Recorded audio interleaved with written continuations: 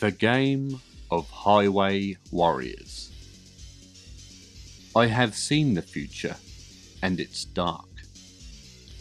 Dark Future, The Game of Highway Warriors, is set against a backdrop that is frighteningly familiar. It presents a ghastly vision of an alternate reality set in the near future. The action takes place in the United States of America, but a United States that is disturbingly changed from the one that we know.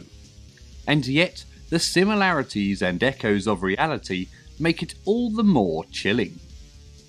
The game is set in the front line of the war between the Sanctioned Operatives, a new breed of law enforcer, and their outlaw opponents. Of the former, some are white knights, lantern-jawed avengers of injustice, while others are but immoral psychopaths or tools of corrupt authorities and ruthless syndicates. And the outlaws? Well, they include all those who cannot or will not accept the new order. While some may be victims, more still are parasites, crooks, bandits, commies, and anarchists. Dark Future puts you in control of either one or more Sanctioned Operatives, or SOs, or a group of outlaws, recreating the savage car wars that are fought across the desert highways of the United States. Games may be vicious dogfights, long calculating chases, rapid intercepts, or hit-and-run ambushes. The ops, just trying to earn a living, have to blast the bad guys off the road. The outlaws can try to outrun the ops, or they can fight back. And in the world of Dark Future, outlaw gangs also do battle with each other for territory and prestige. The world. The world of Dark Future is marked by stark change. Society is racked by disruption, violence, and disease, where whole classes have been abandoned by the corporate interests.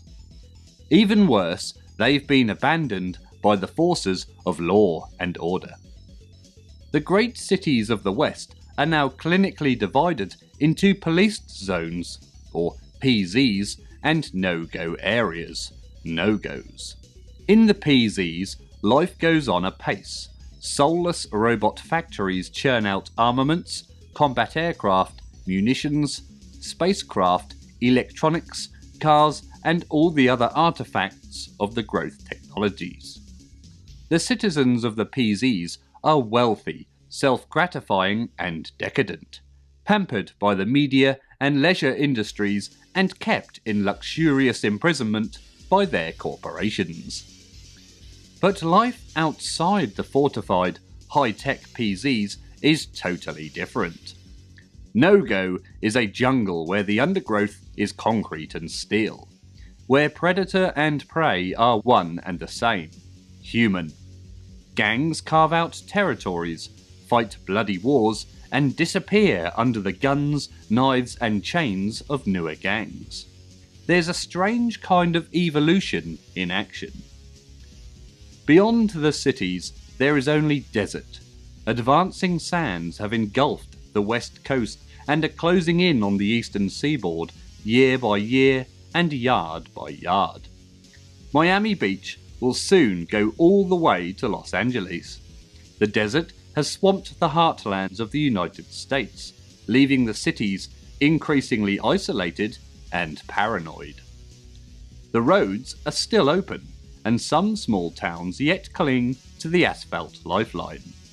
This is outlaw country, the hunting ground of vicious mobile gangs on 2 and 4 wheels. Most of the time, if you run into an outlaw, you either kill him or he kills you. It gets more complicated if there's a ransom on his head, but nobody wastes money if they can avoid it. The police stay in the PZs, looking after the worthy citizens. That's what the corporations pay them to do. Forgetting about no-go was the best thing the police ever did for recruitment. Things are different in the desert, where some of the small towns pay protection and others have residents association vigilantes. They look after themselves, one way or another. Sanctioned Ops. Sometimes there are dirty jobs to be done. Maybe a corporation has to run a land convoy through outlaw country. Maybe someone somewhere has grown big enough to itch, and there's some scratching to be done. Maybe a community can't or won't go on paying protection to local outlaws. Maybe all kinds of things. The police and the army can't help, so the people need sanctioned operatives. In agency offices across the nation, you will find a small framed portrait of Terence J. Enderby. Sometimes they even put flowers by it. The Enderby Amendment, God bless it, the effective opening of law enforcement to private individuals and organisations. The birth of the sanctioned op. Agencies and individuals take contracts sanctioned by the government, from corporations, residents' associations, or even rich individuals. The fees put their service out of reach of most of the criminal elements, and even the mob and the yaks are careful to route their own contracts through the corporations they own. Appearances are comfortable things. An op working for a major agency will find him or herself in control of the last world in mobile light weapon platforms. The G-mek Interceptors used by most agencies are state-of-the-art fast attack vehicles, charged engines, high payloads, computer targeting, auto-drive, and extensive internal armour. Even so, the average life expectancy of an SO is around 23 combat minutes. So why do they do it? Lifestyle? Fame? Greed? Kicks? Justice? Power? The American way? Are they psychos who just enjoy watching an outlaw wagon disintegrate under 200 or 300 kilos of chain gun fire? Truth is, there are as many motives as there are ops. The machines. Technology moves faster in the dark future within the PZs. The corporations and government are served by an all-encompassing data net, handling credit, information, security, the media, and policing. Computers and robotics are boom industries, but they're still in second place. The Interceptor, manufactured by G-mek, the giant motor corporation, is a byproduct of the arms industry. Based on the latest performance sports cars, it represents the ultimate in roadway fast attack vehicles. Integral hardened carbon steel armour and a V8 or V12 engine comes as standard. Variants mount advanced armour, computer-assisted driving, and weapon systems. Even compact rocket assist units. The pricier variants can reach speeds well over 200 miles per hour and can carry a diverse weapons payload. Arms are the #1 product line for the home and export market, available to anyone with a license and the money. Lasers have a low fire rate, but they're relatively light and don't weigh you down with ammunition. Grenade launchers are simple, light, but inaccurate. High explosive rounds are devastating. The blast can knock a speeding car right off the road. 40mm grenade launchers can also fire lethal armour-piercing shaped plastic warheads, a big plus. There's also a wide variety of conventional automatic weapons, machine guns, autocannon, and chain guns.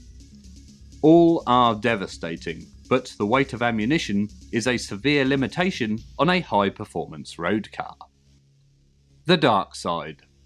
Superstition and cultism are spreading openly through no-go and covertly in the PZs. A few scientists are beginning to talk about a breakdown in the laws of physics, an erosion of the principles that hold the universe together. They are quickly silenced. Outside the PZs, life is hard. No-Go is a dangerous place to live. A few scattered, privately policed service blocks house the diminishing numbers of PZ's service workers. But beyond this, safety is a valuable commodity. Paying protection, subservience to organised crime is part of life. Not paying is part of death. For the impoverished, streetwise youth of the PZs, gangs are a vital means of survival. Gang members are fiercely loyal and readily identifiable by their distinctive dress, tattoos, skin dyes, and even facial scarring. The feared Detroit Vs bear a V-shaped scar on one or both cheeks, or a larger scar running from the temples and joining at the chin. In New York's East Side No-Go, the T-Birds wear eagle motifs on their jackets, and some even fix real birds to their arms and back. These are some of the sanctioned ops operating in the No-Go. Harry Parfitt, op and senior partner of the Seattle-based Silver Bullet Agency.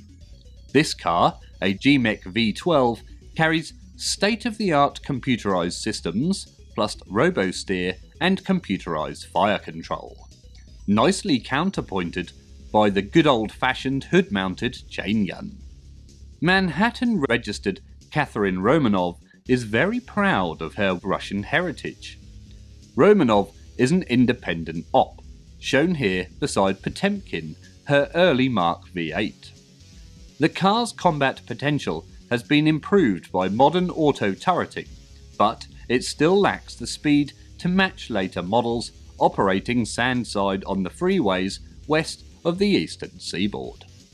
Operative and Interceptor of Hammond Maninsky Incorporated, the largest agency in the fortress town of Pittsburgh, the car is in agency colours and fires a roof-mounted autocannon which fires depleted uranium ammunition. It also has twin wing-mounted 20mm GLs. G-Force is typical of many small sanctioned security agencies. G-Force specialise in interdictive sandsider contracts as well as more routine haulage. The turret-mounted laser with intelligent fire control and wide spectra sensors has 90% terminality within a 1,000-metre radius. Covert Operations Car, commonly used by ops involved in no-go contracts or to gain the advantage of surprise for flatland hits. All the weapons are retractable, their presence can only be detected by close examination. Car chasers look fine on the 5 o'clock news, and some ops make agreements with vulture squads, jetcopter TV crews who film the ops contracts. Some ops go the whole hog and take on advertising revenue too. Hood-mounted 40mm GLs have long been popular with ops. Explosive, blast-enhanced rounds are used by this op. Mixed-shaped plastic charges for armoured targets. An interceptor from the Express. A sanctioned transit and secure cargo network. This is an example of the Express's fleet of dual-purpose interceptors for self-policing and rapid transit contracts. In this long-haul variant, arms and armour are sacrificed for fuel and passenger or cargo capacity. Lucy Emma Anderton, an op turned renegade. Every year, a handful of ops go over to the other side. Contracts on renegades are sought after by some former colleagues and shunned by others. The car bears testimony to 3 failed attempts to end her career. By way of armament, it sports twin turret-mounted 20mm grenade launchers and wing-mounted machine guns. Johnny Reb Johnson, an independent op from Atlanta, Georgia, the car, another V12, is surprisingly fast. Its turbocharging is complemented by internal armour in carbon plastics and robo-steer for improved cornering. Rashomon Kurosawa, one of the 2 drivers in Oakland's Shogun Agency. This is another East Coast fashion, Pacific Basin colours and stylised combat dress. No air conditioning in this one.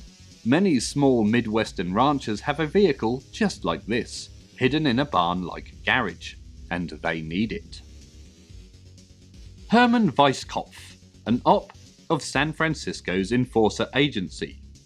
The car is a Borgata F-15, capable of over 160 miles per hour, and fitted with Gentech weapons computer for greater accuracy, and RoboSteer enhanced steering and high gear for better handling. High-performance vehicles from Europe are amongst G-mek's rivals in the market for interceptors. Dark Future, the game of highway warriors. Right from the start, we decided that there was to be no compromise on the game's components. It was going to have to be epic or else. One of the best features of the game is the vehicle models, a mix of sleek interceptors, heavily armoured renegades, and high-powered mobile bikes. The car models are designed to accommodate the finely detailed slot-in weapons. These can be changed to represent the actual weaponry mounted on the car. The playing surface comprises a mix of straight sections and curved road surfaces of various types, with a system for generating random hazards like chicanes or difficult ground. In order for the board to keep up with fast-moving vehicles, board sections roll as new sections are added ahead of the vehicles. The old ones are removed behind. The track is in 16 sections, laid out end to end. There is well over 15 feet of it.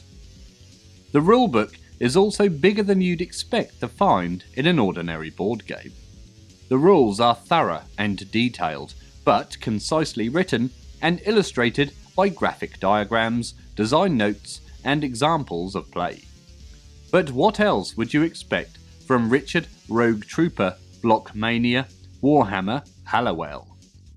The book also introduces the Dark Future background by Mark Gascoigne, and has a wealth of atmospheric illustrations by the like of Carl Critchlow and Pete Knifton.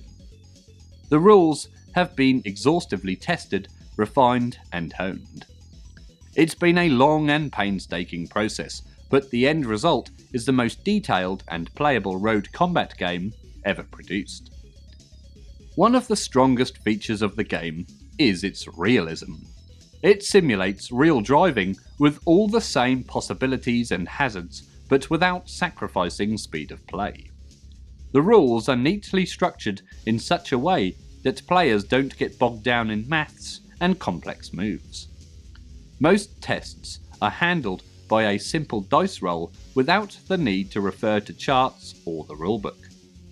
Once the players have learned the basic mechanics, a fast, blazing multi-vehicle chase can cover around 15 feet of track every 15 minutes or so.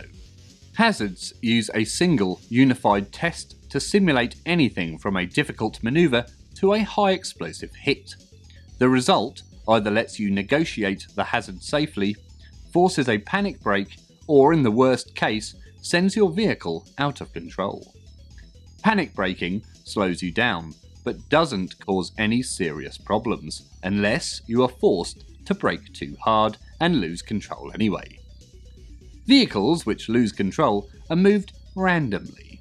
The system generates the car's movements so it skids, spins, or even cartwheels along the road, gradually slowing down in a manner that is both highly realistic and extremely dangerous to the other road users. Shooting and damage systems use simple one-roll tests. Incoming fire gradually erodes a vehicle's performance, most of the time. There is, of course, the possibility of an unfortunate critical on any hit. Steering rods get smashed, tyres are shredded, engines die, and fuel tanks, well, they explode. Dark Future also benefits from the strong modelling skills of the tin and plastic folk at Citadel Miniatures. Although the kits provided with the game are enough to get you started, there are lots of opportunities to exercise your modelling skills if you wish. The grid on the board was specifically designed to accommodate the ordinary die-cast car models you can find in any toy or model shop, and the plastic models provided in the set are the same scale. Ordinary die-cast models, and there are hundreds to choose from, can be used with little or no conversion. Citadel will be producing inexpensive packs of weapons and other accessories, as well as vehicle variants, especially bikes, and a comprehensive range of PEDs, street fighters, policemen, mobsters, ops, the works. Dark Future, the game of Highway Warriors, available this summer. Thank you very much for watching.